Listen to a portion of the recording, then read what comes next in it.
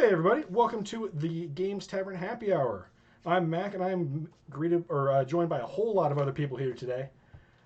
Just can we get a quick sound check out there? Can everybody just say hi? All the Hello. guests. Hello. Howdy. Can you all in the chat hear us? We have a lot more moving parts going on. While we're waiting for that, we get a hi. Okay, so I think Dire Rabbit can hear us all. Oh, thank you so much for subscribing for 3 months in a row, Dire Rabbit. So, today is going to be a little bit of an interesting one. We're going to be talking about how to play games over the internet. Everyone's inside and away from their friends, so we're trying to. This is a great time to refresh our skills on how to play these. But before we get into that, I want to go ahead and just have everybody that's never been at the happy hour before introduce themselves. So, Cory, tell us a little bit about you. Hi. Well, some of you probably know me already. I'm also on a Games Tavern stream, The Velkin Weave, on Wednesday nights. I've only been playing TTRPGs and running games for about 4 years. That's really it. I have some like minor experience before that, but really, really hardcore these last 4 years. 3 of those years, I've also been sponsoring school clubs, school D&D clubs, and being the adult in the room while 15 to 30 kids play D&D in my classroom. Yeah. Well, excellent. Sounds like a lot of fun. Joshua, who are you, and how long you been doing this? Well, my name is Joshua Blake. I've been in TTRPGs for about 4 years also now, a nerd my whole life, but mainly been doing that for the past 4 years and DMing for the past two-ish. So, Excellent. yeah. Cory, we're hearing that you're being a little on the quiet side. I don't know if you can monkey with your settings at all there. But let's see. What else went next? We got Carly. Hello. I am Carly, and I have been running games since probably about 2 years now. I started playing when I was 10 on and off, but I've been running games for around that time. Online, I've been running games since last February, so in the before times. And I'm Pond Plays on everything, so. Excellent. And then finally, last but not least, we have Dillon. I'm Dillon. I've been playing tabletop RPGs for probably 15 years. I got started in high school and through mostly in person, but I've got even a couple years of online play with friends and stuff, and then come back into town, play with them in person, kind of all over the board. So I've never really had a break from it. I've mostly run games. I've been a player for the past couple years, but I've kind of done the spectrum. I've done a little bit of like 3 or 4 different even types of tabletop RPGs.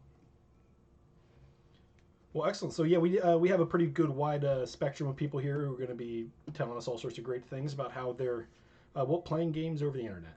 Uh, I'm going to go ahead and put this out. I'm relatively new to this. I've been doing it for about 2 or 3 months now of consistently running and playing games online. So I'm going to go ahead. I think I'll start because I think I'm using the most rudimentary and least elegant method to get everyone out there, but it's also a very low threshold of entry. Uh, so there are a lot of different ways to get your feet wet and be able to roll dice virtually with friends. The way that I use is basically using one of the video conferencing softwares. There's a lot of them out there right now. Zoom, Discord, Google Chats, Skype. Uh, I think WhatsApp has FaceTime. Really, any of these kinds of things where you can get a bunch of people calling into the same kind of thing, in the same chat room and talking to them over video is how I do it. I'm using Discord right now because we do have a Discord for the Games Tavern, but I've used Zoom and Google Hangouts also. And then I typically run those as sort of a theater of the mind. So saying you've walked into the dungeon on the east, south, and north walls. This is what you see. But I do also use basically a slideshow for, I believe it's Google Slides is what they do. It's a free software, and then I share screen to show that off to all my players. And that's really how I use it. It's really simple. It doesn't have any bespoke support for tabletop gaming. It's kind of the lowest bar to get in and play the game, but it works for me because I don't understand technology. But let's go ahead and there's much better ways to be doing that. So that's why I wanted to have all these different voices on there. So Cory, how is it that you're hosting and running games for your friends? Well, for starters, Teacher Appreciation Week and Cinco de Mayo, so tequila. Tequila. Shots, shots, shots, shots, shots, shots. That was promised. Okay. Ooh, it's good tequila. All right. Now, Get this movie going off right, yeah. yeah. Oh, yeah. It's the game's Tavern, right? It isn't just, Tavern. Okay. Well, lately I have 2 home games that I run, and I actually use your method, Mack, for my most recent one. I've got D&D Beyond already. I've been a big proponent of D&D Beyond since it launched, and bought into it heavily. So using that, Discord, and Google Slides has been super easy. Because if you've got the D&D Beyond module for whatever you're playing, or whenever you have access to all the maps and can save them and drop them into a Google Slide as just the background theme, so your players can't even mess with it, really. But I have been using Fantasy Grounds a lot with my home game that has now become an online game. Fantasy Grounds is in development for kind of their phase 2, and Fantasy Grounds have been around a long time, but I've only been using them now for a couple months. They're developing Fantasy Grounds Unity, which is, I guess, kind of an active beta. Anybody can buy into it and use it. And if you have a Fantasy Grounds license already, you can get into Unity at a very steep discount. But Fantasy Grounds is a virtual tabletop that has amazing functionality. Like, there are so many tools it gives you. It lets you shortcut so many things. The only issue is you have to learn how to use it first, and it's kind of a steep learning curve in the beginning. Once you know how to use it, it is amazing and really speeds up your game. Now, you called it a virtual tabletop. For the people in the room that might not be as well versed on that, what does that actually mean for us? So really what a virtual tabletop lets you do is have your character sheets, dice rolling, maps. It becomes your game table, but online. It is perfect. Very true to its name in that regard. So it has so much to it, and Unity is great because it adds in the line of sight functionality that it makes moving around maps really dynamic for the players. But that learning to use it is the biggest issue. Now, they have lots of tutorial videos. I would argue it could be a little bit better organized. Getting through that first barrier was a bit of a to-do. But it's amazing once you get into it. Now, it's not a free service. The cost can be paid in 2 ways. You can literally pay money for the modules, and the price is comparable to all the stuff on D&D Beyond. It's about the same price, but you can get bundles of like D&D stuff, and they don't just service D&D. They have Pathfinder and Savage Worlds and all sorts of TTRPGs available in their system. I use it for D&D 5e, and they offer bundle deals. If you want to get like the player's handbook and like the core rule books all together, they give you a nice discount on top of that. But it's not game store price, it's more D&D Beyond price. That all the rule books cost about $29.99, but you can get a discount if you buy a bundle. Now that's rule books and the adventure path, the pre-written adventure kind of thing, right? Yeah, they have all the pre-written adventures on there. Now, those are going to vary in price just depending on how big the book is. The core books, and that includes like Volos and Xanathars now, which are kind of considered core rule books because they have playable races and classes in them. All cost the same as the Monster Manual, Player's Handbook, and Dungeon Master's Guide. All right, perfect. And that's Fantasy Grounds again, right? That is Fantasy Grounds, Unity, and right now they've through all the shutdown and everybody being stuck at home, them and Roll20 and have made a lot of their low-level modules free to use through the end of the month. And perfect. This is purely speculation, but if they keep us at home a lot longer, they may extend that. Just saying. Well, excellent. So let's hear what Joshua has to say. Josh, how are you playing games online right now? Well, Thank you for asking. The way I'm playing right now is I'm also very new to DMing and playing online, so I'm pretty much going through Discord. I'm going through Google Hangouts. I recently, through another group of friends, found something called Tabletop Simulator on, I Yeah. think, Steam. Yeah, it's a And Steam game. I've just dipped like a molecule of a toe into that and just looked at that. It seems pretty easy to work through, but it still seems like there is a steep learning curve to it. So I've kind of not dived into it as much. My main games go through either Discord, where I just get everyone up on a call so that they're able to see me. I use my HD camera, and because of all the thousands upon thousands of dollars that I have graciously poured into D&D, I have a few miniatures. And so if you don't have a ton of miniatures, then I really do recommend Roll20. Roll20 can be a bit annoying, but if you know your way around it, it can be pretty fun, pretty quick, especially if you're just going to it for a battle map. Super great. I use Incarnate to make my battle maps, and then I download them, export them, and then I put them on Roll20 just as a little go-to for my players to be able to have some sort of visual if they're not able to see my full view of the field and my physical battle map that I have on my side. Oh, excellent. Yeah, that makes a lot of sense. Now I'd heard there was something else going on. This could just be me cruising around the internet, but the Vorpal board was that something that you've played around with a little bit? A little bit. So I do not know exactly how it works. Like for this past game, Art, the Arthur of Gaming on Instagram, and I'm not sure on Twitter, was kind of the producer, kind of leader for that. But I'm also in another show, Ukador, or Fable 42, Origins of Ukador, all that. We also use Vorpal board on that as well.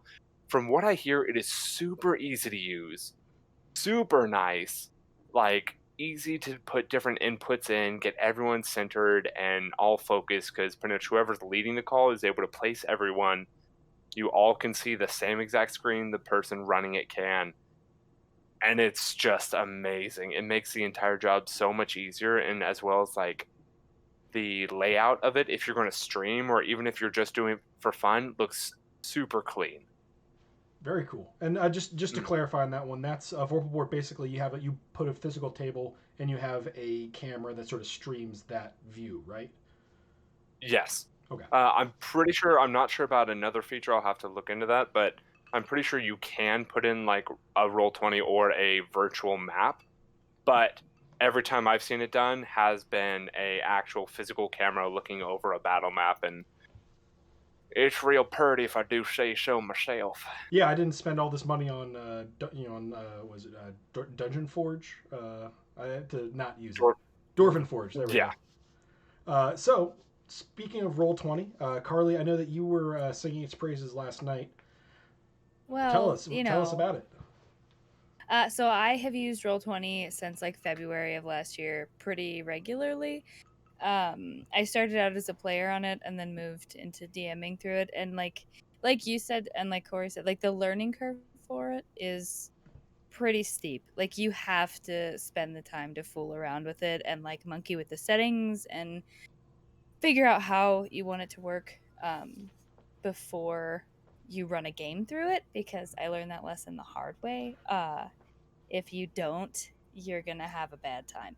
And right now, because of all of the people who are using it, the servers are way overloaded, so there's some glitchiness going on. Like Cory experienced it in on Saturday. Um, there's a function called Dungeon Fog where you can black out the maps and then like reveal portions to the players, and it wasn't functioning the way it was supposed to on Saturday. So I pulled up a map on there and I was trying to reveal it, and then all of a sudden they couldn't see anything but black, and that was a big struggle. But um, once you figure out the settings, it's really great because you can let your players control their own tokens on the virtual map, which is a really good sort of replacement for moving your own miniatures. And they have access to a whole bunch of modules and everything. Like I'm running Curse of Strahd right now, so I have all of the maps for Curse of Strahd and all of the modules for that. So we use a combination of Discord and Roll20 to run that game, and then I use Roll20 and Zoom to run my homebrew game on Friday nights. So you can import your own maps into it as well, or like tokens. I made custom tokens for my homebrew players, and I just like imported them in, and then they can control them once they have a character sheet via Roll20. So the pricing isn't horrible. Yeah, also ambience. Sorry, I looked at the stream. George W. Ambush said it's good for ambience. You can play music through the program of Roll20, and it's all, you can upload your own songs or you can just pick from their music, and so I use it for spooky stuff, you know. That's really cool. I know that that's a problem with, like, at least with my method is I can't, you know, I could tell everyone, hey, go to this YouTube link and this is gonna be our music for the evening. Yeah. But it's really hard to, like, you know, Yeah. to change it up to, hey, we have goblins attacking, we have to do the skirmish now. Yeah, exactly. Yeah, so you can set it up, and like you as a DM have full control over the music, but your players can't really mess with it. And it has video and audio functions, but every time I've used it, it's been super laggy and terrible. So I prefer to have it sort of as like a tool versus like our main go-to for playing. And then I use D&D Beyond for character sheets as well, but it's not like the character sheets on D&D and Beyond are way better, I think, than Roll20. But you have a lot of options for character sheets on Roll20. They've got custom character sheets for pretty much every TTRPG that you can think of, like Call of Cthulhu, Pathfinder, you know, AD&D, everything. Like, Well, excellent. oh, Yeah, I all think of it. the general theme that we're going to have for the evening is everyone sort of has a mishmash of a couple different ways to really get this going. Yeah. But you know, he's been sitting there quietly in the corner now. So Dillon, what how do you cut this you know, solve this problem? Well, the first thing I've ever used as far as online tabletop gaming was I did your method. I did a Google Hangout where I called my friends. I shared screens where I had made a map. My DMing style is more theater of the mind, so I would, you know, I'd have pictures that would have a theme, you know, that would give the feel or something, and then I'd put out a battle map if there became a battle. Um, like Carly, I have started using Roll20 as the medium now.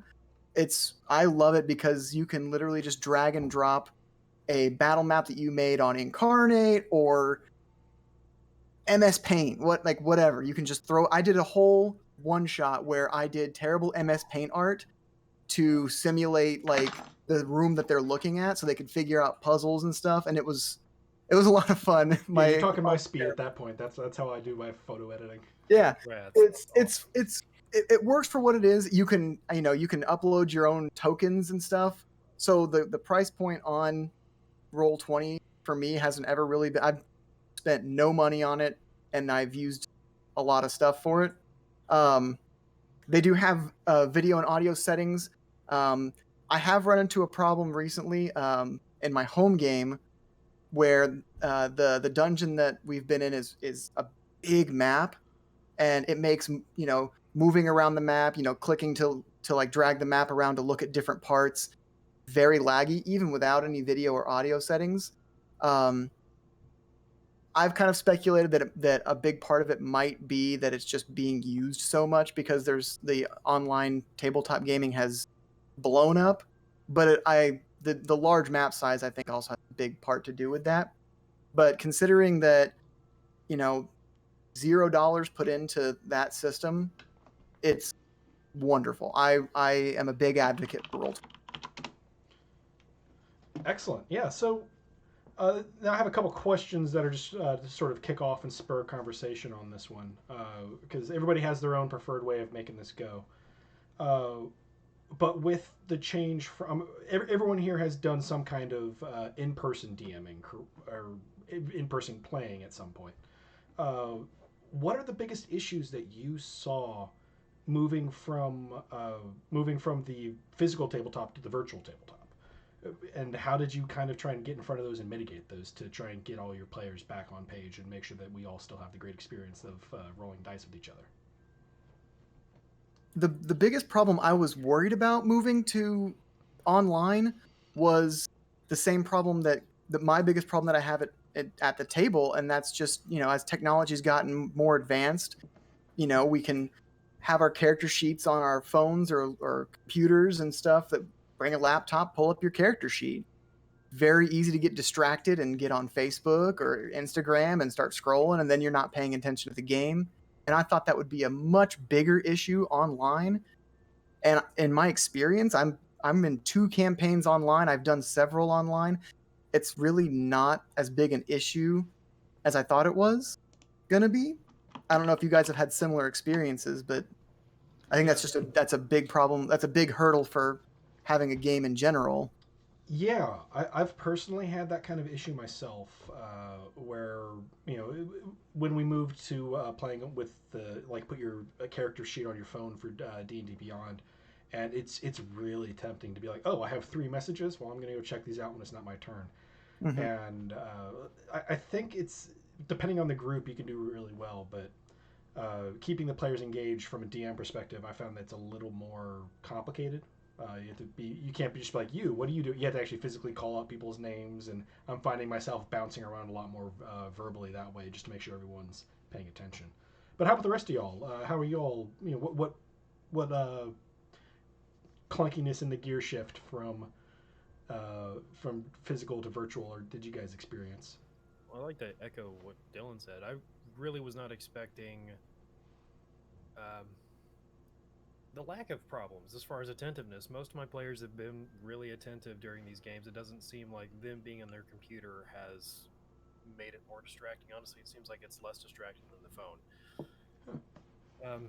I've had to ask my wife not to go get her Switch and play Animal Crossing, but other than that, it's been fine.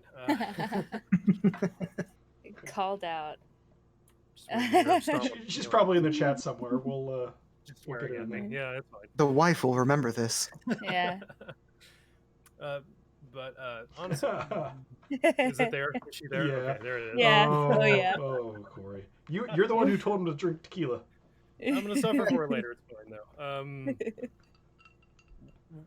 Honestly, one of the big positives though is availability. Right now, is doing this all online has made it so much easier to plan games. And honestly, my home group that we've had going, we could have been playing more than we have been, and we've still been playing at least every other week. So it's been great as far as progression. The biggest hurdle that I had was one I did not expect was a varying level of technology. So, like I'm using Fantasy Ground, so it's its own software. I had a player who really has only relied on mobile devices as big as a tablet in her past. Like she had never had her own laptop or computer. She's been a mobile user her entire life. So like she had to like borrow a laptop to effectively engage with it, and it still really wasn't working that well. So I've had to kind of, jerry rig stuff as we go, improvise. Thankfully, one of my other players like had a spare computer, and he logged into the Fantasy Grounds and just shared his screen, so we had that 6th camera up so she could watch what was going on during all of it. But people having different internet situations, different types of computers or bandwidth is gonna be a challenge. You kind of just have to do your best, and like Carly was saying before, all of these VTTs, the virtual tabletops, are really popular right now. So more so than they've probably had experience with in the past. So there's going to be those server issues that you have to just deal with. Yeah, uniformity of access and technology is something. One of the reasons I've avoided things like Fantasy Grounds, which I also have, but everyone has to have it to have access to it. You could screen share, which works fine. That's not an issue.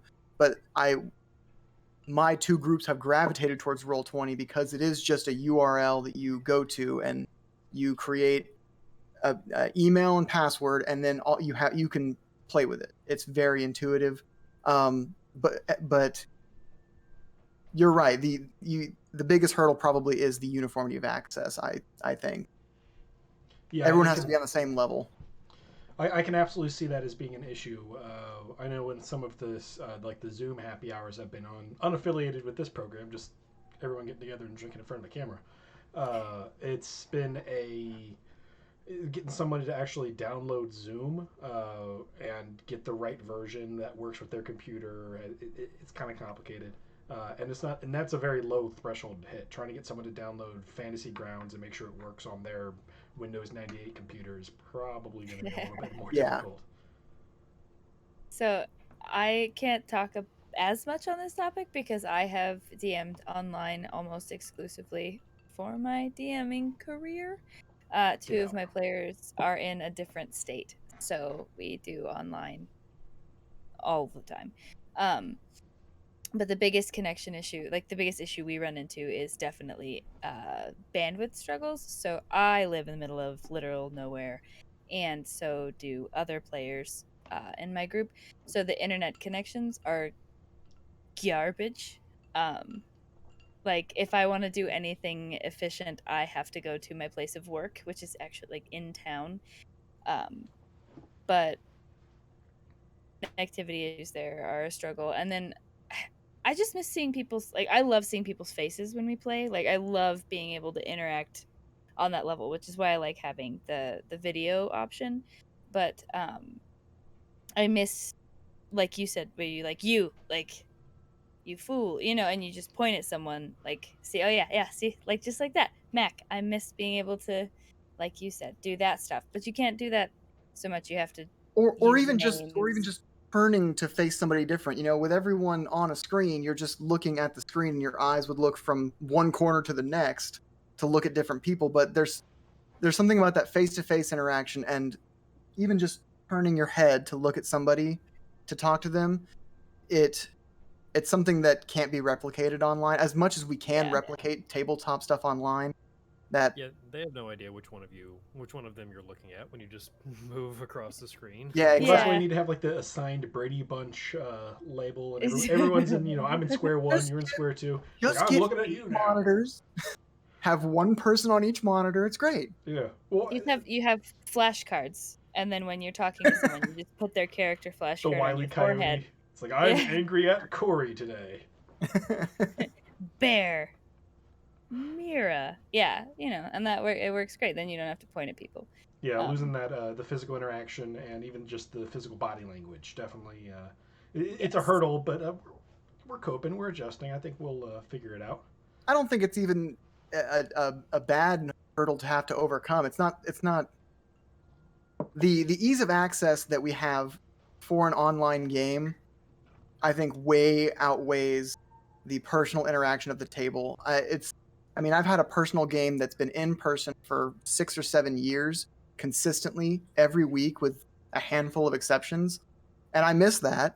But if it's between not playing with these people and and playing with them, but in a computer, I'd much rather play the game with these people, because it's the physical interaction and seeing them face to face is not the major reason why we're getting together. Yeah, even if it's even when it's not the greatest time that you can have, the ideal situation where we're all sitting around our multi-$1,000 gaming table with the recessed and the lights and the TV underneath it and all that. When you can't do that, even subpar gaming, when that's your level of par, is better than no gaming. Being able Yeah. to get True. together and interact with your friends and say hi, throw dice is really important. Joshua, any problems that you are experiencing in the shift to virtual that you weren't sort of expecting?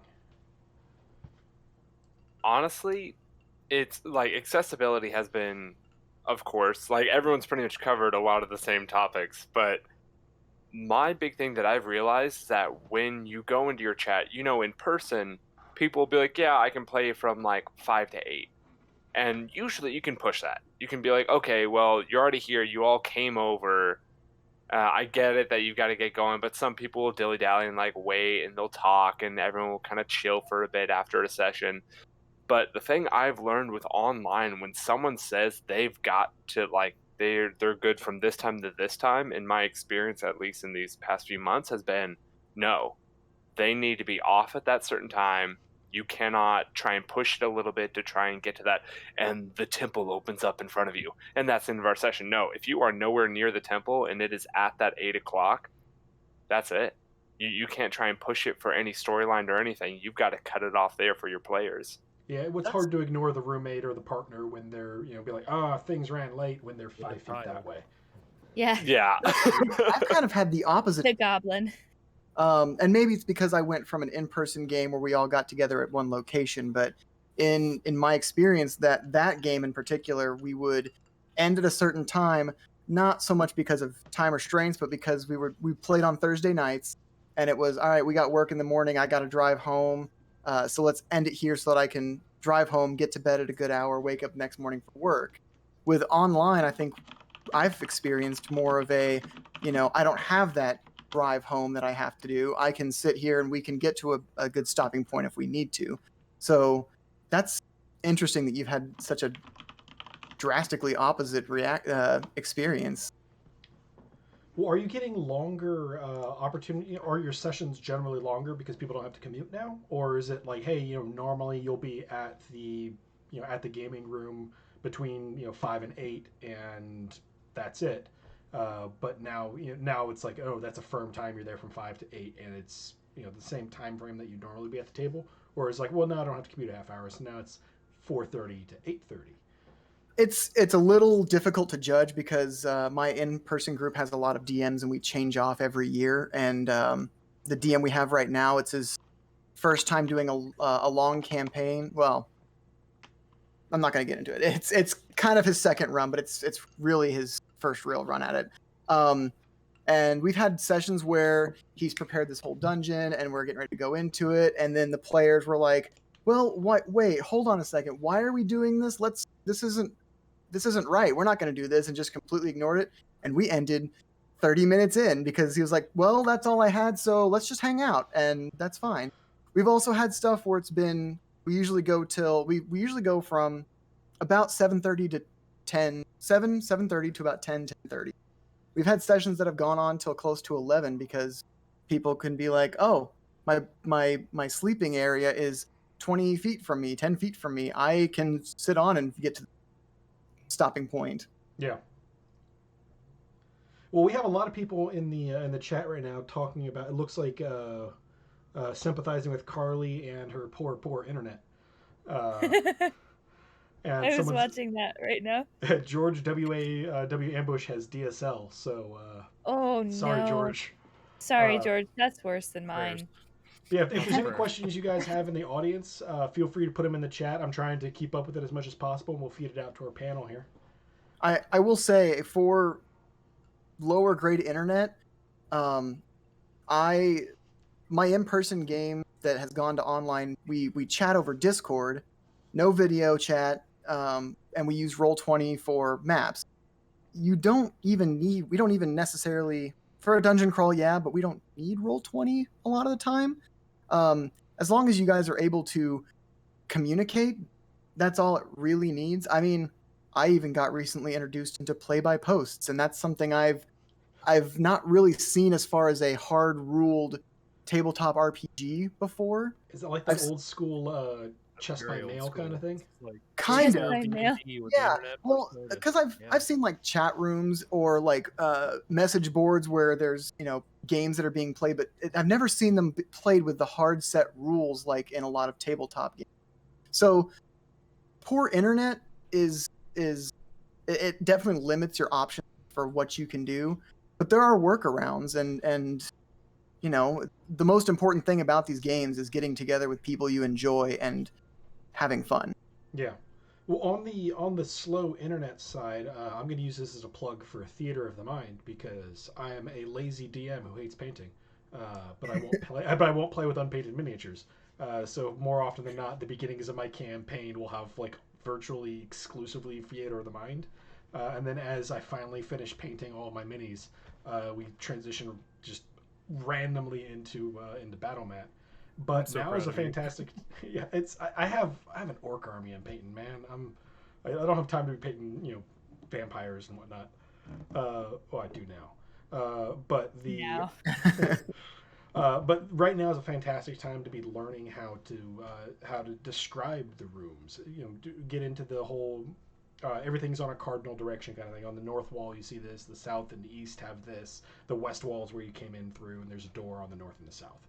Being able to actually describe the very very old school stuff, not to be beating the old school drum too hard here, but it's a great opportunity for getting that, especially if you don't have access to Roll20 or Fantasy Grounds or Vorpal Board or any of the really really fancy kinds of things that might cost a little bit of money or bandwidth or have a learning curve. Just learn how to describe the rooms a little bit and play with that and see if you can get your feedback from your players. I am terrible with cardinal directions, as many of my players have learned. I just straight up use graph paper and draw out my maps. And north is up. Everything's at a 90-degree angle from itself, and that's how the one-shot pack that I'm making. I'm just doing it all in graph paper. I respect that. I'll be like, oh, it's north, and then I'm like, oh, wait, it's south. I'm sorry, I was wrong. I thought I was right. But let me say, that's okay to have mistakes like that, or to say it's north and then they take 3 left turns and you're like, all right, the northern hallway, and they're like, that should be west or whatever direction. Like, it's okay to make those mistakes. I mean, or just say surprise magic. Shut up. Yeah, absolutely. It's Battlefield. It is north. You didn't know you walked through a portal. You're on the South Pole. He's surprised. He's Barovia. So I think that there's a lot of challenges for it, but I like your graph paper. I'm gonna have to get me some that's graph paper. That's just super old. It was like $8 to get a 100-page notebook. Oh yeah, graph paper is easy. Yeah, it's wonderful. Apparently, you can't actually buy it in the supermarket anymore. I was shocked. I went to 3 supermarkets and then finally had to go to a Staples. Weird. Yeah. I used to get the big long ones that you'd rip off. They were 18 inches and just do maps on. Like they fold out. Yeah. I've seen it. Yeah, the engineering graph papers. As kind of I see there's a question in the chat, but I just want to say in general that theater of the mind, I think, is the most powerful tool that anybody that is, and it's not just for DMs, but for anybody playing these games. Describing what you want to do, even as a player, or how it looks, is you get that description, but the players are always going to imagine something that's way cooler to them than that's not the same for you necessarily. You say the wall on the east is damp and covered in a green moss, in your mind it might be a little, but in theirs it might be just covered, and whatever the theater of the mind allows it to look the coolest to everybody at the table. Yeah, well, it's like the old adage of the least scary part in a scary movie is when you finally get to see the monster in daylight. Yep. Because whatever it is that scares me is far scarier than whatever it is that MGM is coming up with. Yep. But you said we do have a question in chat. Let's see. Kick Up High talked about. Does having the ability to know how to use Zoom or Twitch or other online avenues open any doors for continued use once people start playing together in person again? It does. Yeah, let's kick it out. What do you guys think? I mean, especially if you want to play a little more often, that can just be a shortcut for I can't really get out of the house that weekend, but I could probably spare a few hours as long as I don't have to leave, especially if you've got kids at home or something like that. Having that resource already ready to go can really kind of keep the continuity of your home game going. It reduces the chance you may have to miss a week. Hey, Carly, do we still have you there? Yeah, I'm here. I just saw that I'm frozen. Oh, okay. At least you're still... I'm not... am I moving it? No, you were still frozen. It's a great A+. This is the best place. It's the best possible. I'm sure it's whatever. terrible. At least we can still get your thoughts on things. That's kind of the reason we're here, right? Exactly. So for me, with having those that stuff available, there's a lot of people that I want to play with that aren't near me because there's no one near me because I live in the middle of nowhere. So having those options is really nice because I can still play. I like it, but uh, having those options is super nice because then I'm not just stuck with the same like group or like I quit playing tabletops for a long time because the only group that played in my area was not super fun to play with. We just had very different styles of playing, and I played with him for a little while because my family members went, and then when he moved away, I didn't want to keep going by myself. You know, I was like this socialization wasn't worth it. Um, but so having the option to play with people who aren't 5 minutes from me is super lovely. Is my face still frozen? I feel like. It is, You're still yeah, frozen. yeah. Okay, hold on. Well, Just If I- I think if you kill your camera and then come back, it'll be okay. So it's gonna shuffle things for a second there, guys. So sorry. Oh, that actually shuffled really nicely. I was kind of surprised. Hey, you're back. All Am I right. back? Yeah. Yeah. Okay. Oh wow, There we and it go. shuffled us back into the right spots too. Yeah, That's yeah. wonderful. This is That was great. yeah. Discord If does this it was out. Zoom, Okay. it would just randomly pile around. But we're using Yeah. Discord, so one of the things there. Yeah. Excellent.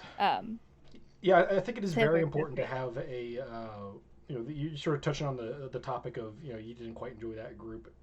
Every group has their own dynamic, and I've been in groups I don't fit in. I've been in groups where one guy doesn't fit in. It happens. Yeah.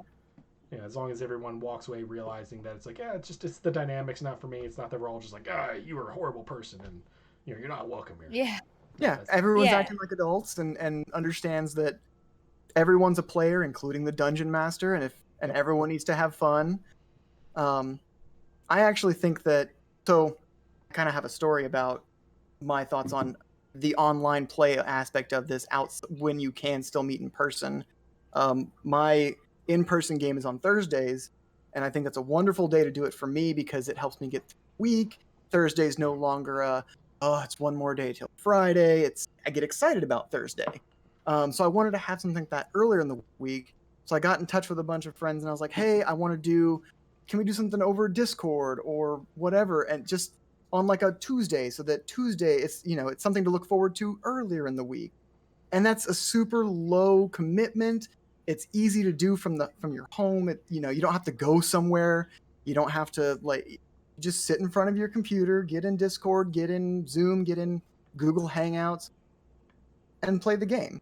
Yeah.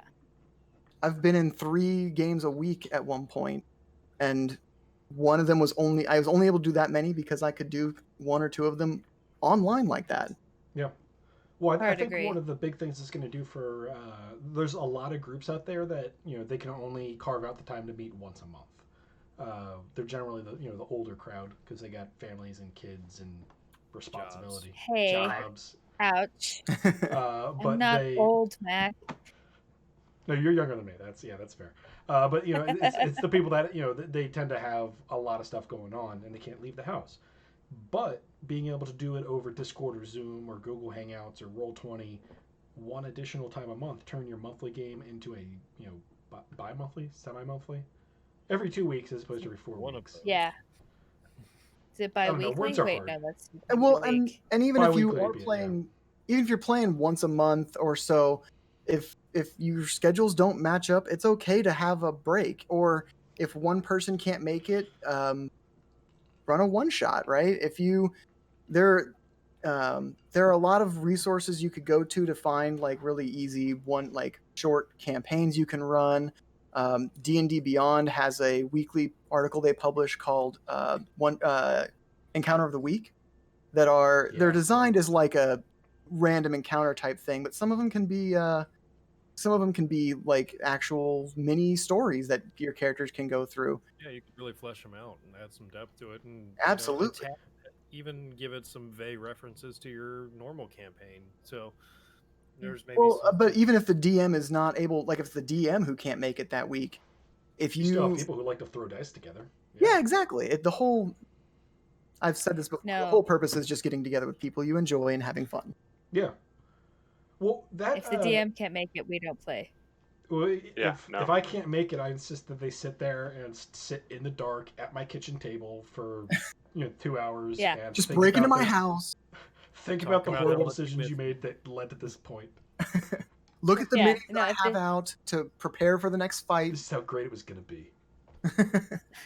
But I'm the only DM in my group. exactly. Anybody else has to get pushed through the trap door. But that does actually bring up a good point, because I don't know if you all have been paying attention to what D&D Beyond has been pushing out recently. There was a big update that I've only just skimmed the surface of looking at, where they've changed how quite a few things are laid out, including character sheets. It's because to this morning, actually, they put out, if you are a subscriber, you have their virtual dice. And I was playing around with that a little bit today. I'm excited to see where it's going. I think it's pretty great. I mean, it's everything that you can roll for is now a clickable thing. You just click it, and it rolls the dice, adds your modifiers, and tells you what you rolled. I think it's a really wonderful new tool they added. Yeah, I used their Useful. encounter builder for like the first time Monday night, which it's been in beta for a little bit, but it's great. That was fantastic. Like I've got a small group, and was building these encounters for it from a module, like an established module already, but it really gave me an idea of like what the difficulty level was going to be for this like smaller than average size group, and oh man, now having the dice roller integrated into it as well. Ooh, they really want my money. Okay. That being said, this is piling hard onto like the rumor and speculation train here, but might we be seeing them coming out with more of a virtual tabletop kind of system? Is that where we're? It's got to only be a matter of time. Really. Yeah, that's what I'm thinking, but I have no insight. That being said, if you are playing a different tabletop RPG, Pathfinder, Star Wars, or whatever it is, if you just go to Google and Google online dice roller, Google has integrated into their own thing dice rollers, and you can click, if it's 4d4, you can click the d4 4 times, hit roll, and it'll give you your total. It won't add any modifiers, but it's a great, and they actually roll. It's kind of fun to watch. But adding into that, like Google Hangouts, you can type dice rolling commands like you would in Roll20, just in like a Google Hangouts Discord message chat or Discord. Does the Discord command's a need little different. bots for that? We need the Avray bot, but it is free. Yeah. On doing a plug for the Games Tavern networks for our Discord channel. It's somewhere in there. Someone's going to link it in because people care.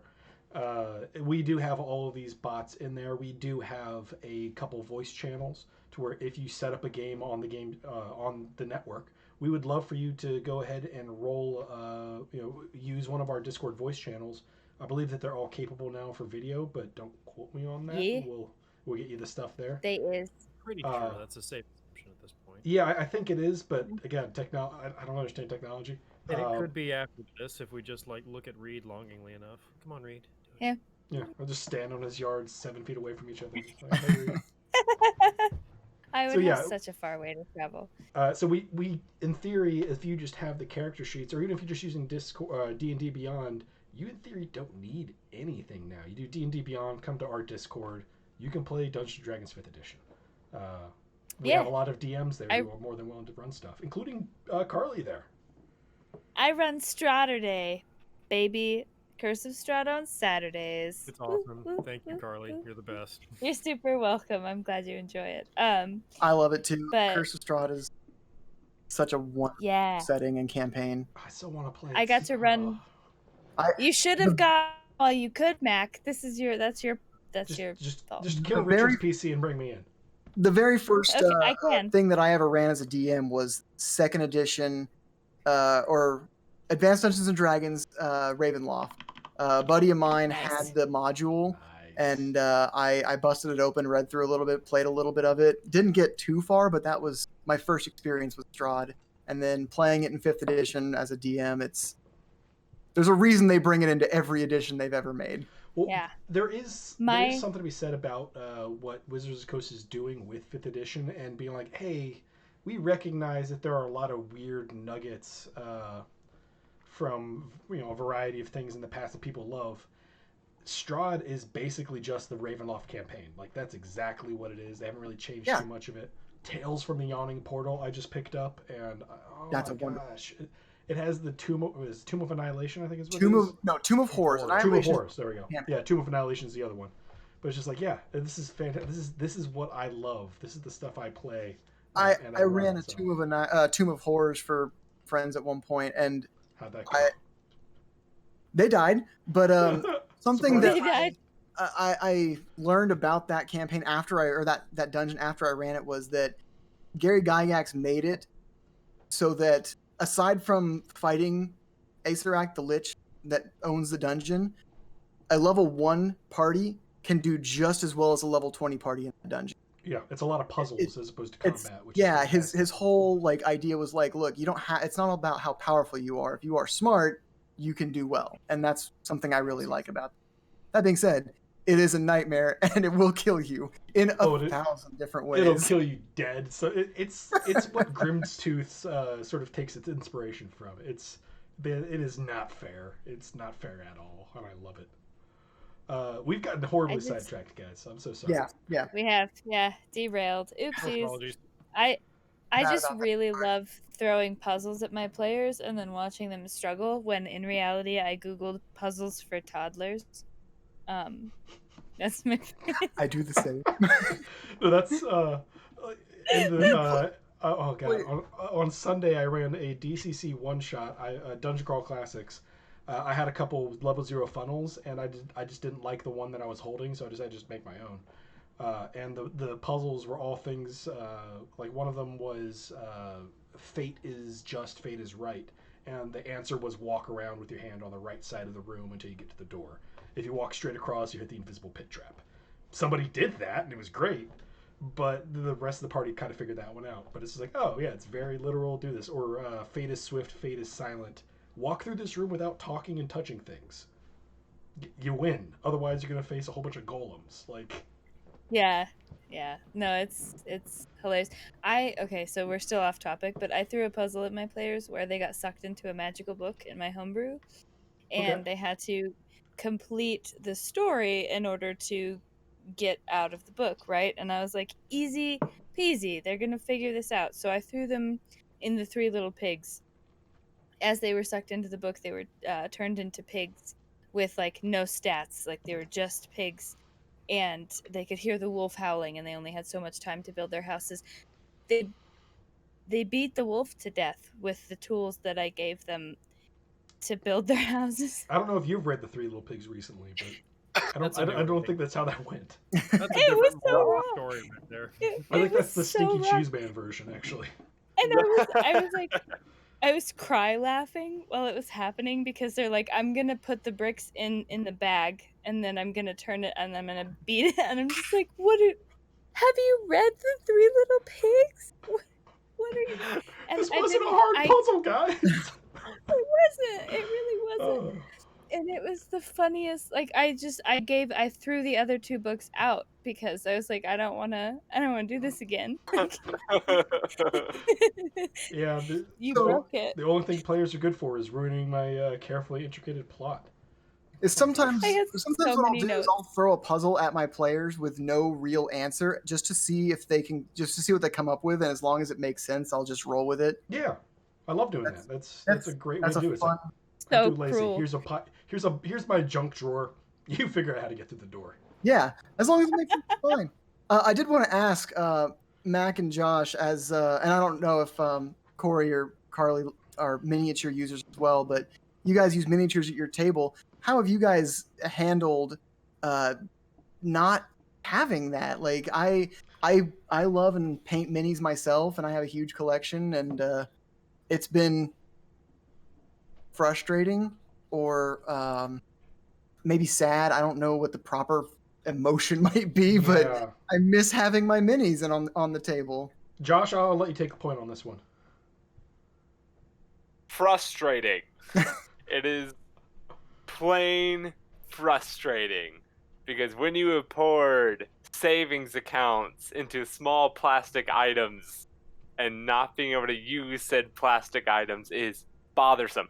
But I've gotten over the pain because it is the excitement of the players and the enjoyment of the players that really matters in the end. But like I said stop it.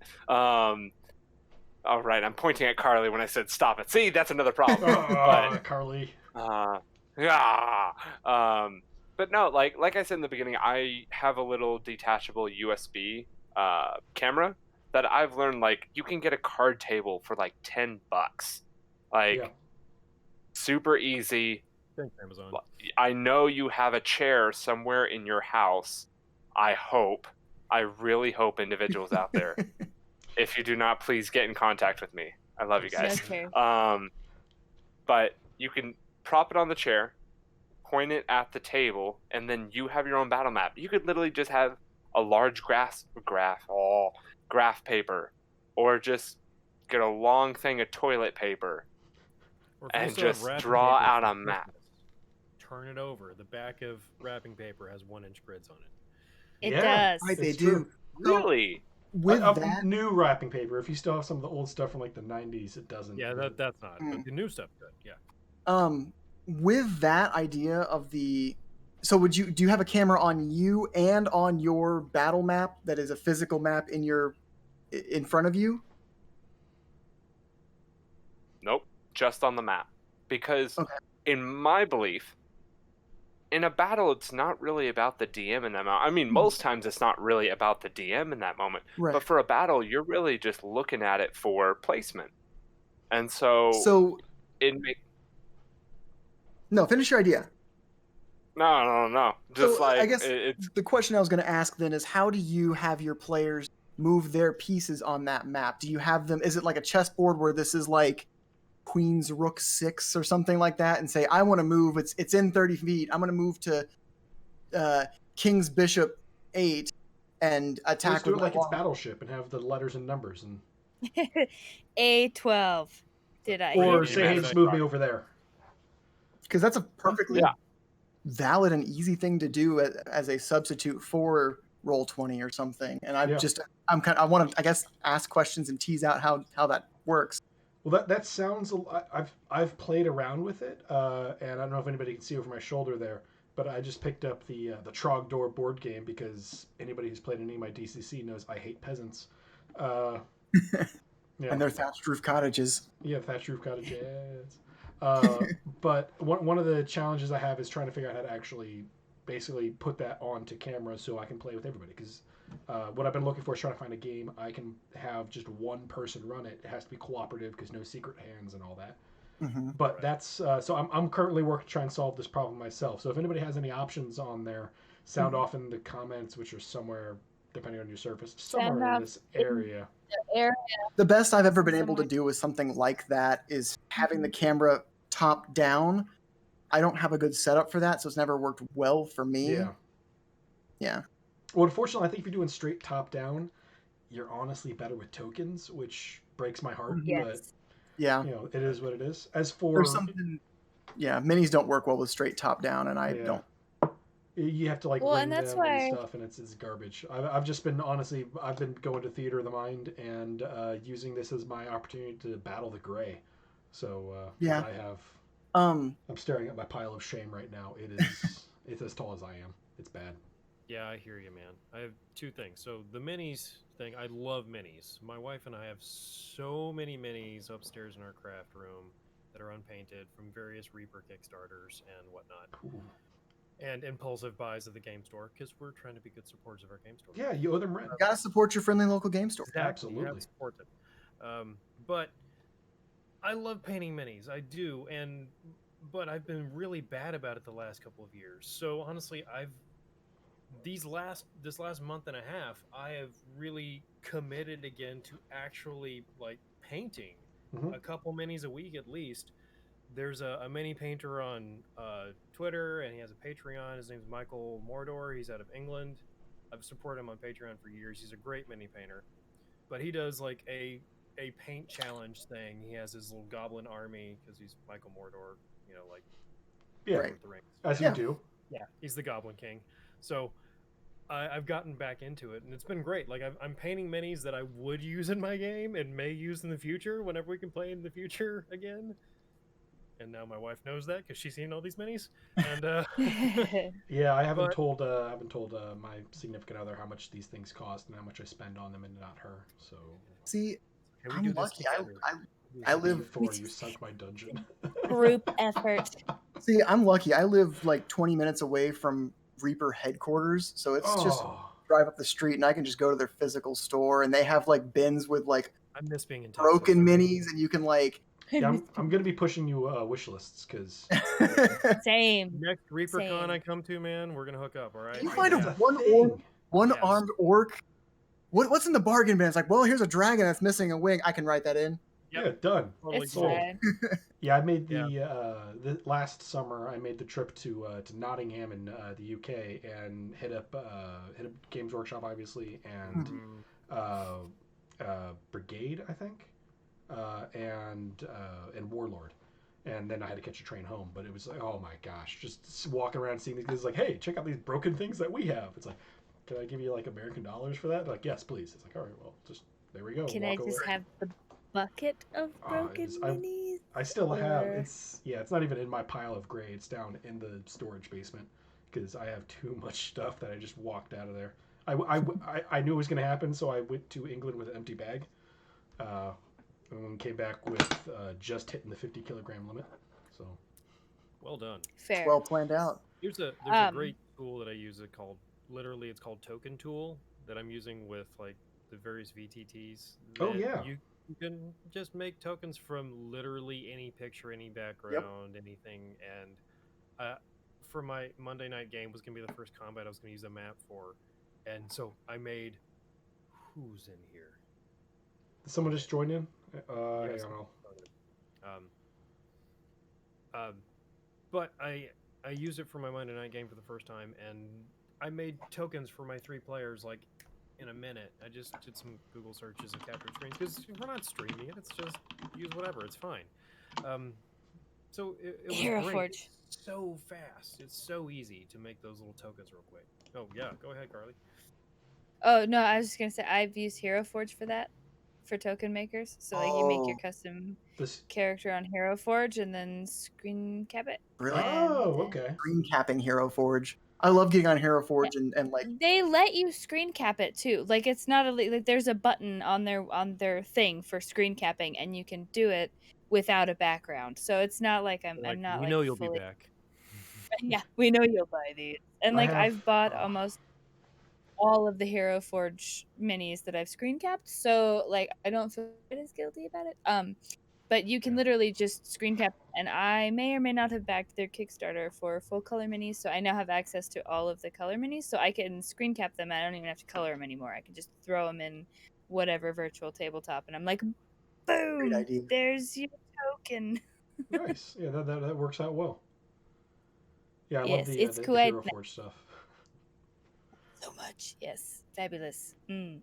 I like that they let you download their blueprints for your 3D printer as well. Like if you have a 3D printer and you don't want to drop the $40 on a, I don't remember their price basing, but that's just I what think I'm the going with. lowest It's like 15 or 20. It's like $8 for the STL file for a 3D print, Yeah. and then like 15 for their lowest, and then it's up to 20. It's something like that. It's like Yeah. 15 to 20 for There's their some lowest grade. expensive snap. Yeah, like if you want to buy like the metal ones, you're looking at like the metal ones are 45 to expensive. 50. I mean, honestly, if But- I have the Get option to buy bronze my for character in 100. bronze, why would I not? Yeah. My wife Right, got me I a want certificate gold, for one personally. of those one year, and I did myself as a DM in a little bronze figure. Ooh, That's adorable. I Oh, love that's it. really that's a really really hard flex, man. I Like, have a coffee mug in one hand, and a giant D20 in the other. That's the I like Weird that. flex, but okay. No, I'm no, just kidding. that's like everybody here is like, yeah, that's. Yeah, I'm absolutely. super jealous.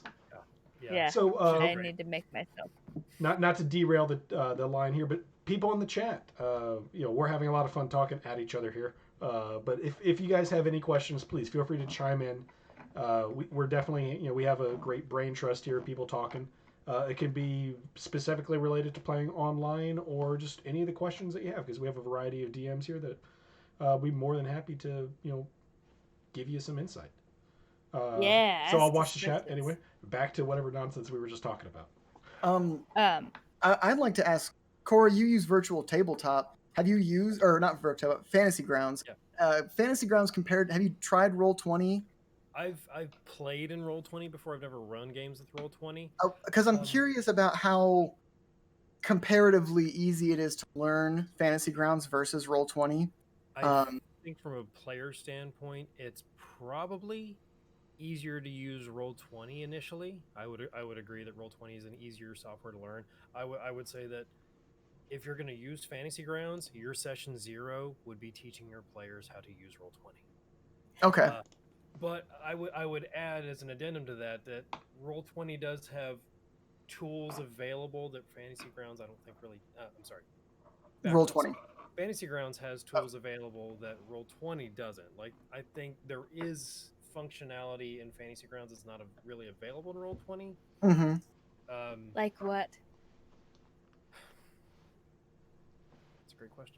When you said that, I feel Yeah, like now, I put my foot now, I- yeah, now I'm curious Yeah, because just ruining everything there. Well, I asked because Ah, I have Fantasy Grounds. I got it on a Steam sale forever ago, and I was like, maybe I'll find some online game to join or something. I never did. But I like a lot of the tools they have, and I like trying to find things to enhance the game if I can. I think I know. And so I wanted to know kind of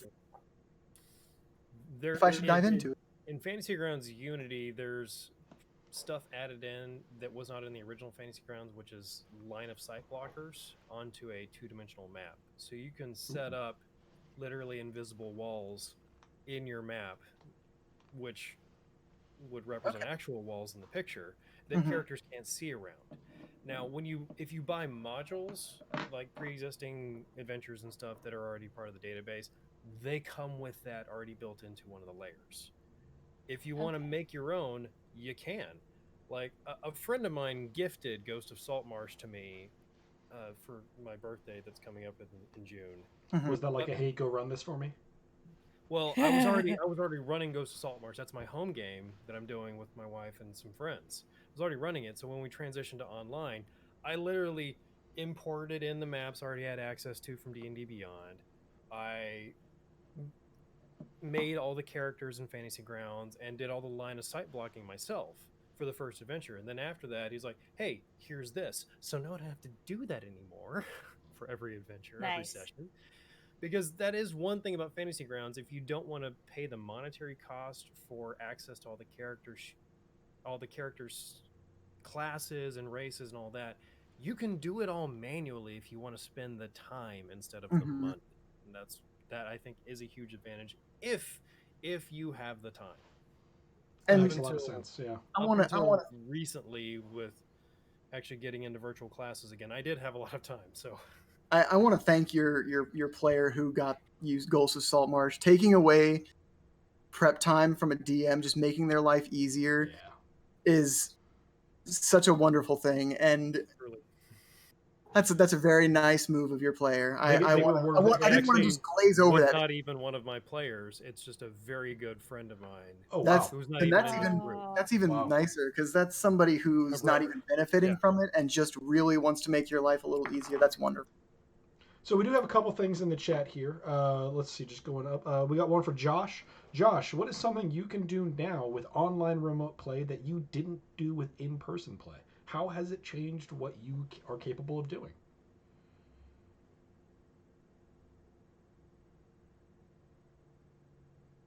That is a great question. Is there any way you could cycle back around to me? Sure. Well, another question that we do have is from the Ardent. Do all you DMs enjoy playing as well as running? I enjoy playing because I'll say yes on that because I am lazy and I don't have to do homework when I'm the player. That's straight up on that front. Yeah, up until really recently, I was pretty much always the DM. So it's great to be in a regular game or two now that I get to play in. Yeah. Yeah, I miss playing as a player. I started DMing because there was no one else to run games, so now I am just the DM. I get to play with Josh every once in a while, and it's super fun. But well, you've hooked up with the I love playing. You've hooked up with our Discord, so I'm sure we can find you a slot to fit in somewhere. On eventually, a Thursday morning or something. Yeah. A Thursday morning. Yeah, because everyone's home anyway. Who cares? I'm not. I personally love playing. My preference is to DM. I was a forever DM for a long time, and I love it. I love making the stories and telling them, and seeing the faces of people as they're having fun. Not even at what I'm writing, just their cool moments that they get to do are the most fun. But it's enjoyable for me to see that. I do love playing. I haven't DM'd in probably 2 years, which is very strange for me. Shocked. I know, it's been strange. I love making characters, and usually they end up as just concepts. They have a backstory, they have a build in there, and I like these characters, but they never see the light of day. And so now that I've been a player for like 2 years now, it's been a lot of fun to kind of play with these people. I get to, as a DM, I like to do voices, and you kind of have to come up on the fly with a lot of them. This time I've got to put some thought into making the characters' voices, and how would he sound? What kind of accent do I want to give? Is he high pitch, low pitch?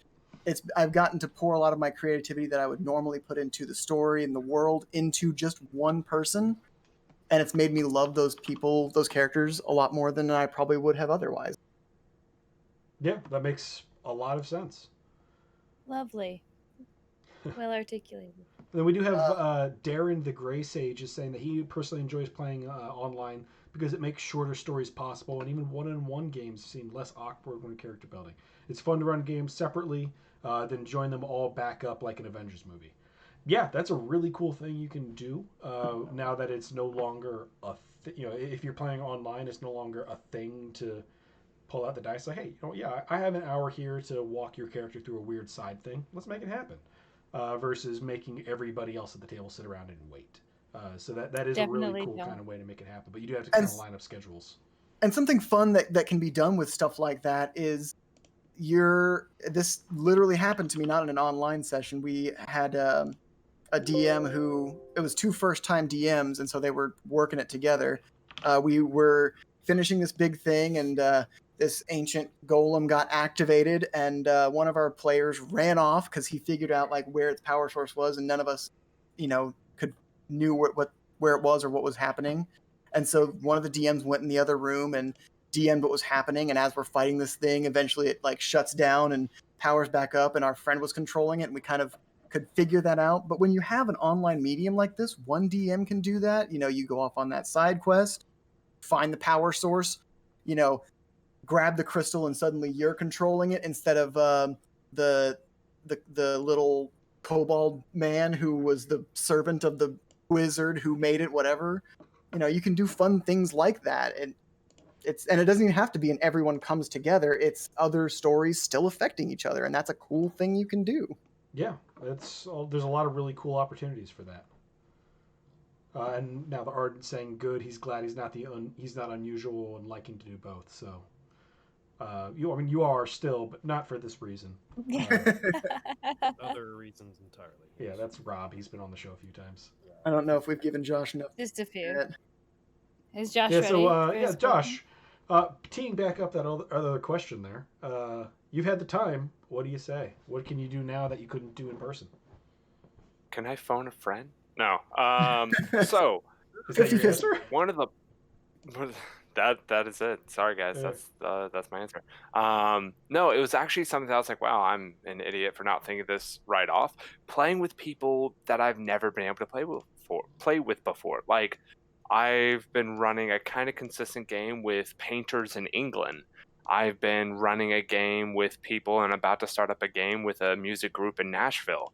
I've got a group like from all over the world that personally I'm like, oh, I'll just fly to them, let's just make this happen, do a bit of work, fly to them, find some work out there, then come back, as one does. It makes the world smaller it's being just able been, to play over the internet, right? Yeah.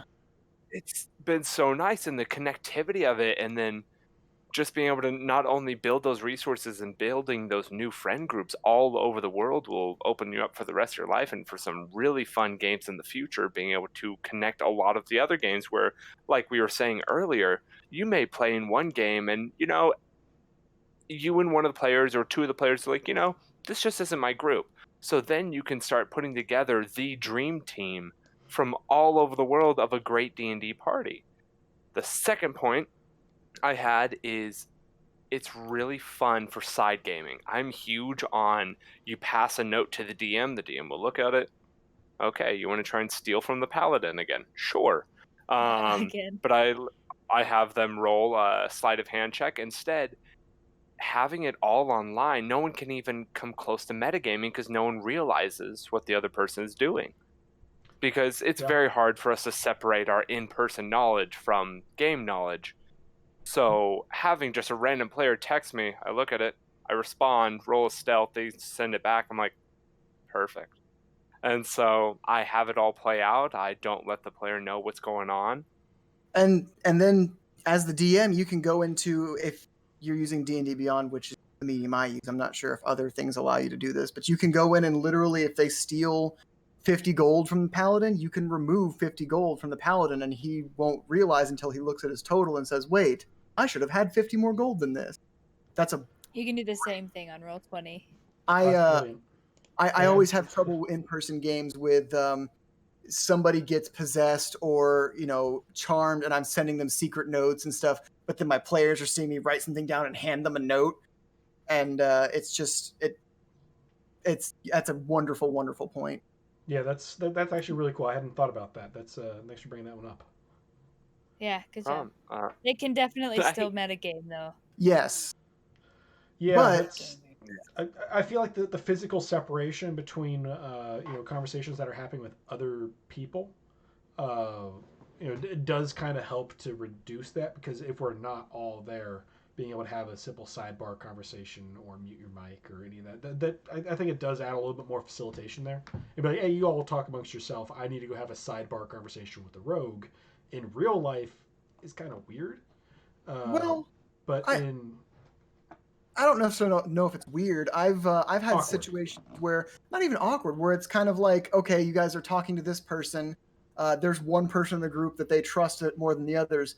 They're gonna say, hey, you and I haven't had a good sparring match in a while. Let's go have a sparring match, and I'll take that person into another room, and we'll have that conversation and whatever. And then the other players will be at the table talking and scheming between them on their own. I think it really depends on the players. It's not even metagaming. More inconspicuous now. All the sneakiness across the party is now way more inconspicuous, because you can do it without anybody knowing. Yeah. By muting your mic and clacking around your super loud mechanical keyboard. And nobody knows. That's what I got. If you're using Discord, you can create an entire another chat channel that only has a maximum of like 2 people in it, so no one can even sneak in and listen. You could make it invisible to people that don't have permissions for it. Ooh, so that's a great invisible. Ooh, well, that does tie us up to 2 semi-related questions there. The first one is, do you not just write notes that are like, pretend this is super serious at random points? I've done that. I've absolutely done that, yeah. Generally been more of like somebody gets charmed, and then I write them like a command or something like that. Like, hey, at the first chance, you're going to make an attack roll against this person. And then, like, that'll be the only serious thing I've written, but then I'll just keep writing things just to make other people nervous. Like, seriously. I use that. I've used that kind of thing where, first I'll pepper it as like, hey, there's something out there that's, you're in a town and people have, like, mind control. There's, like, a witch somewhere that's doing mind control, whatever. It's like, ooh. And then I'll start passing out notes to, like, one person. It's like, oh, this person's got it. It's like, hey, how's your life? Look angry, look sad, and, just whatever. Or, just random dice rolls. Like, it achieves nothing. I'm not measuring. That feels having like your that players same... hear the dice rolling and they're like, what is happening? Oh, nothing. Don't worry about it. No, I'm bored. Don't worry about it. Just roll dice. I like random perception checks. You're like, everybody roll a perception check, and then they roll, and like no matter what they say, you go, okay. A sneakier one that I'll going try to on do with the story. If they choose to do a perception or investigation, even if they roll decent and there's nothing wrong with it, I'll say the chest seems fine. Doesn't seem booby trapped. Mm-hmm. Just throw the word "seemed" in there, and then they're just like, yeah. I do that for all of mine, because the way that one of my big pet peeves is someone botches a perception or a fails or a disarm trap roll or something, and it's like I would have gotten it. It's like no, you think you succeeded on this? It was great. It was like you did the best job you DC. could. And it's like, yeah, of course I broke this because I got my picks in there and I tried it. Let's do this. It's like, yep, it's unlocked. Clang, haha, gotcha. Yeah. I do that with stealth checks all the time. I'm like, okay, roll a stealth check, and they're like, well, I rolled a 2, and I'm like, you think you're stealthy as heck? Like, Like, yeah, you got you're this. you're I sneaking will along. Roll a Here we 19. go. You think you're For stealthy things as like heck. stealth, I will allow like if another player is like if you roll like a 1 or a 2 and you're like standing behind a tree, but you're like this big orc and the tree's like this big. If an ally is like, hey man, I can see you, I'll allow them a reroll as like a help action type thing. But if no one does anything like that and it doesn't make sense, then I'm with you. I'm just like, no, they can't see you, you can't see them, right? That's the logic. If I do this, you If can't they see me. roll a 1, they're as stealthy as possible in their mind. Like, Yeah. that's every time you crit fail on a stealth roll, you're just like, but you're like Kronk when he's stealthing, so he's like, Yeah. yeah. So as other DMs, what are your guys' thoughts on crit success and crit failures for skill checks? Don't exist. It's the DC is the DC. You roll a 20. Cool. If your modifiers still don't meet the DC 30 check, you still don't make it happen. And that's, I believe, this actually rules as written right now. It is in, rules the as written fiction. that skill checks are not, but it's also rules as written as everything in the book is a suggestion. The DM Yes. makes the rules. Yes. So that is definitely a conversation that's worth having. But there's few like I tend to be the kind of guy who lets my players roll for whatever it is they want to try and do. Mhm. But I also do try and caveat that with you know a 20 is not an automatic success. If you're like, yeah, I want to run up this 100-foot sheer cliff face, go ahead and roll for it. If you roll a 20, you might not break your nose on the wall. Like that's it'll be mitigating levels of failure versus levels of success. Yeah, You can certainly try. there is that phrase. All right, I just like hearing. Try. I like getting people's thoughts on Yeah. DM's thoughts on that matter because it's very divisive and no one's right or wrong. It's just opinions. Yeah, so we got we do have a question that I think that this is a great crowd to be asking with. For new people getting into RPGs, do you recommend online gaming over in person? Is one easier to learn? And then just the word thoughts with a question mark. Personally, I don't recommend it as a starting point. This is not my ideal way to go. It's what we have to work with right now. But being in the same room with the dungeon master, with anybody else who's going to help you walk through and be like, no, right here in the rule book, that's where you're going to want to flip through. It just makes the whole system a lot more organic. If you're learning something, I prefer to learn in person. But that's just me. How about I've you taught guys? many people how to play specifically D&D, but Pathfinder a little bit, different editions of D&D. And I don't think online is better or worse as long as I have general kind of suggestions for new players. Don't play Yeah. spellcasters. Like if they can cast spells, don't pick it because that just adds 6 other layers of complications. And you're learning the rules, your character's abilities. You don't need to have all that extra stuff on top. But as long as you understand what your character can do, just know that, and online is a fine way to learn, is because getting in and doing it is the best way to learn. Yeah, that falls back onto the some game. Less than ideal gaming is better than no gaming. Yes. I will add on to that, though, in person is far more fun and enjoyable. So even if you get started online, try and get your friends involved, the people that are close by, or find a game in your town or something, because it's far more fun, I think, to be at a table with friends than in front of a computer. The genre was built around that. It's really where it comes to life. And if you host, people bring you beer and food. Or they should, or they're not invited to the next session. They should. Always. My biggest pet peeve with people who are learning to play online is I've noticed that a lot of people who are like newer players will be like, oh, I'll just Google X, Y, and Z, and then that'll give me the obvious answers. So then you end up with a lot of people who are new. And like I've talked about this in the chats of Tavern chat before, where they'll be like, oh, I found this warlock patron class where it's like like an imaginary friend, or like I found this race Homebrew. that doesn't actually exist, but it's a homebrew, Yeah. but a lot of newer players don't understand homebrew versus canon, so they'll be like, oh well, I found this and it said that it was D&D, so this is what I've brought to you, and I made the whole character already, here you go. And you're like, well, no. Yeah, Well, that's you know if I'm running new players through, I will be like, hey, taking Dungeons and Dragons 5th edition for example, I'm like, hey, if you're making Yeah. a character, you're making it out of the player's handbook and Xanathar's guide. That's it. Those are the Yeah. only sources you can draw from. Adventures League rules, player's handbook +1. Well, not even then, because I don't have any of the other +1 stuff. Like, hey, I Oh, want to do this and something else. So it's like, no, you get these 2 books, because those are the only things that I know I can actually walk someone through. If I don't have to be the guy who's also helping you build the character and all that, and it's like, hey, Dillon, I can trust you to run your character. Yeah, build whatever it is you want. Player's handbook +1, that's great. But if I'm helping you build your character and you don't have you have a sort of a tenuous grasp of the rules, so I need to know exactly everything that's going on there. No, you're restricted to my library. Sorry, like that's entirely fair. I also, for new players, walk them through character creation, so I don't have that problem of they come to me with a fully made character and they're a rabbit person, monk. some Mystic. homebrew, Mystic. I'm whatever fighter of the angels that I have wings at level 1 as a rabbit, and it's like, whoa, let's back up everything.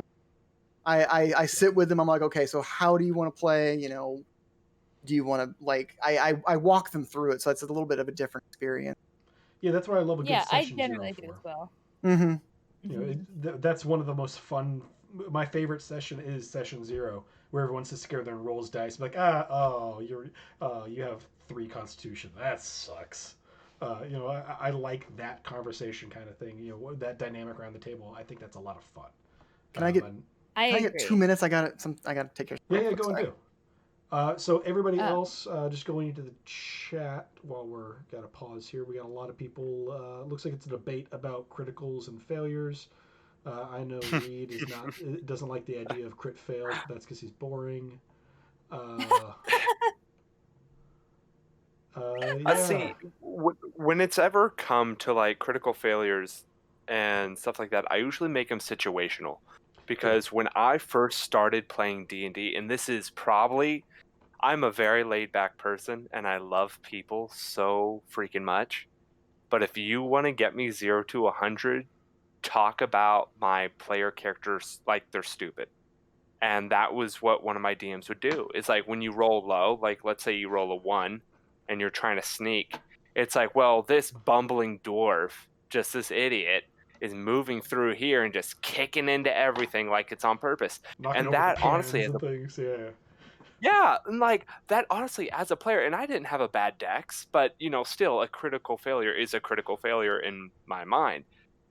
And so him describing my player as this bumbling idiot and like my character is just this dummy, it really hurt me as a player, and I never wanted to play with a DM like that again. And so whenever it came to me DMing through the internet or through whatever, like I really hope I did this with Carly, but I didn't want, like in our last session, she went to put a key on a pillow, and I tried not to make her character feel like an idiot while doing this, of her not being able, because she was freaking out fumbling with the keys, and I was like, you know what, roll a dexterity check for me just to see if you can do this, and she rolled low, and it was I more crit the failed. NPC critical failed, and it was more the NPC that was like, just do it, just put it on the pillow, and like it was freaking her out more. So I made it more about the world around that is causing a critical failure than the player as a dingleberry. Yeah, that's one of my favorite things. I spent a lot of time playing Pathfinder over the last decade. At some point in there, there was an unofficial crit fail and crit fumbles dex that came out. So they had the whole system of if you roll a natural 20, then you roll again, and if that attack would hit, then it counts as a critical draw from the deck. And then you look at the deck and it has like piercing, slashing, magic, and other kind of damage kinds of things, and you would read off of what whichever one was appropriate. And it was always a fanned out deck, so it could be anything from you roll double damage, you add a couple extra of this flavor of dice to decapitation, and it's just like, oh, this is great. So it has that extra flavor thing there. Then there's also a fumbles one. So if you roll a natural one, you then have to roll again. If that second D20 roll missed, then you draw from the fumbles deck. And it's things like, you miss and nothing else happens, to you're disarmed, to you've stabbed yourself in the thigh, you've stabbed your neighbor in the neck, to just this whole wild, 100 card deck of nonsense that would happen. I loved that because it was always like, oh, you rolled a 20. All right, everyone grab beers while we figure out what's happening here. And it just brought the games to a more exciting, around the table beer and pretzel. I agree. I really like fumbles and the crit 20. Like, cool, you got a nat 20. You cut off an arm. Like, and next time if he gets away, now he comes back, he's going to be the armless bandit lord who hates you because you cut off his arm. Like, that's fun. Very Shadows of Mordor, where every time you kill somebody, they come back with a new scar. Yeah. Yeah. Exactly. How did you almost die?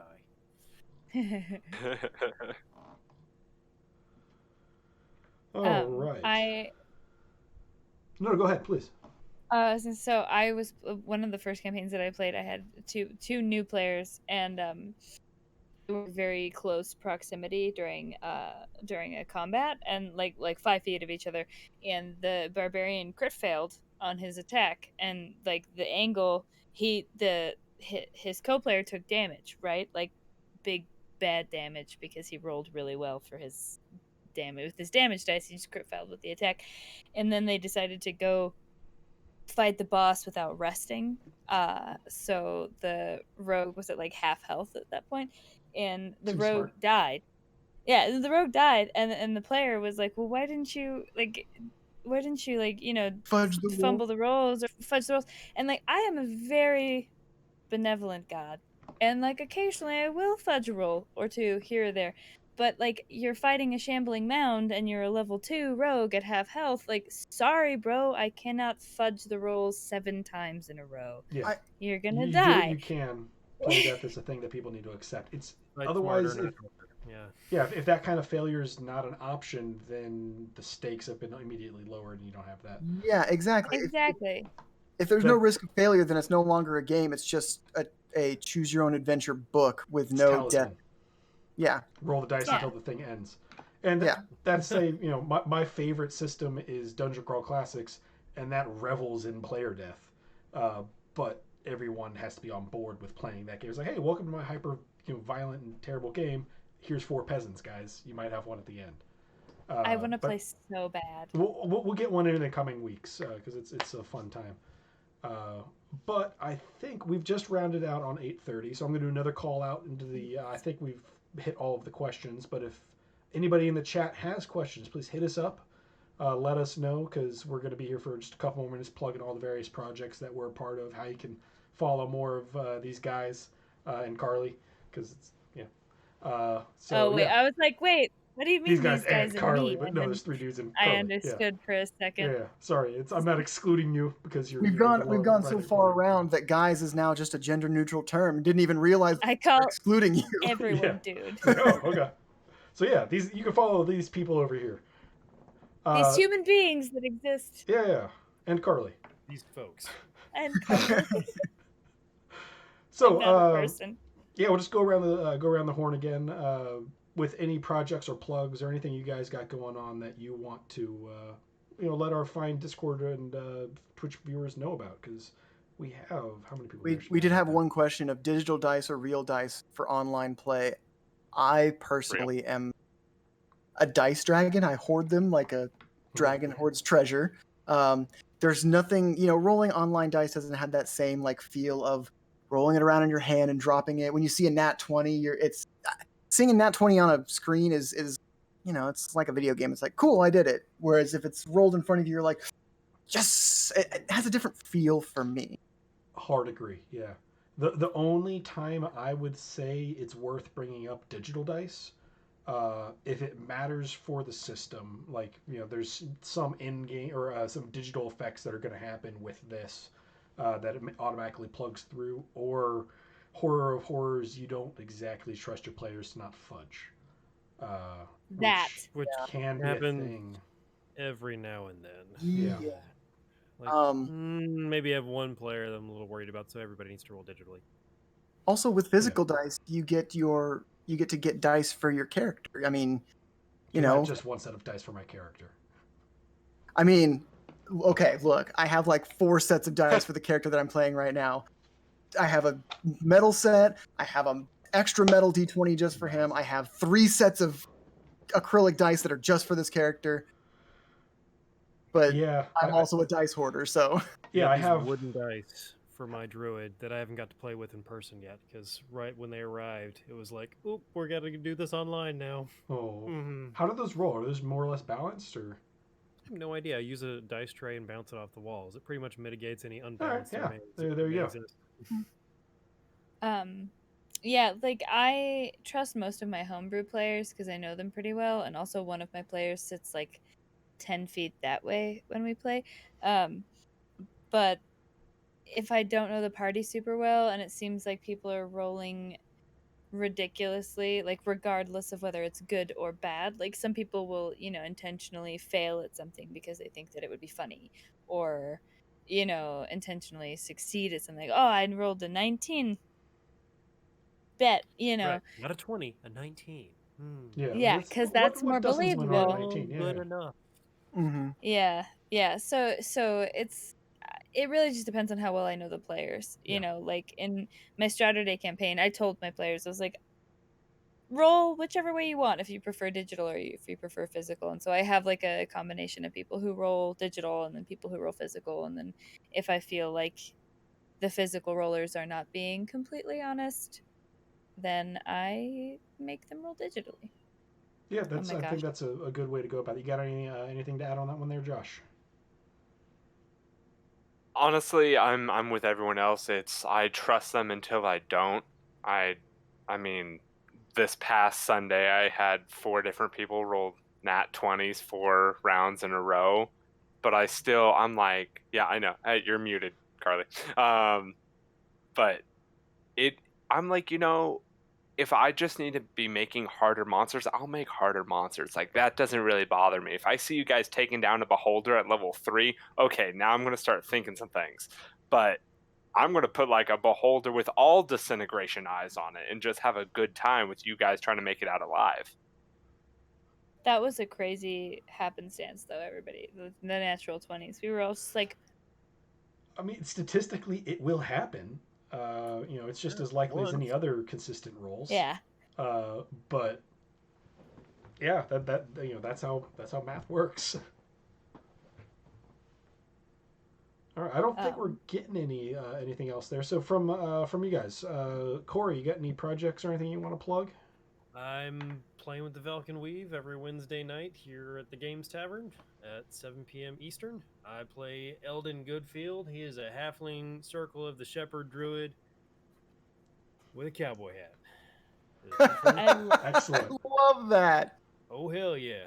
And I do a lot of mini painting these days, and I post it on my Twitter account and Instagram and stuff like that. So You also post them on the Discord, so get it. I do post that's on a the taste. Discord, yes. Go check them out on Twitter and Instagram. Josh, what do you got going on? Any fun plugs? Well, you guys can always check out my different voice acting and D&D videos on wow, what are the handles again? Twitter and Instagram, both at NPC Voices.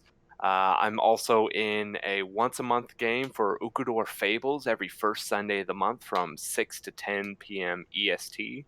I'm also the DM of Gallenbrand's Will, which is a mainly Dwarven 3-shot with good old Carly, Madam Pond, where that's going to be hopefully in another 2 weeks, but they're going to be progressing through the storyline, higher levels every time till family is reconnected and happiness. And then the last game I'm a part of is Ukudor Origins on Monday nights, 8:30 to 11:30 or midnight. Wow. Eastern time.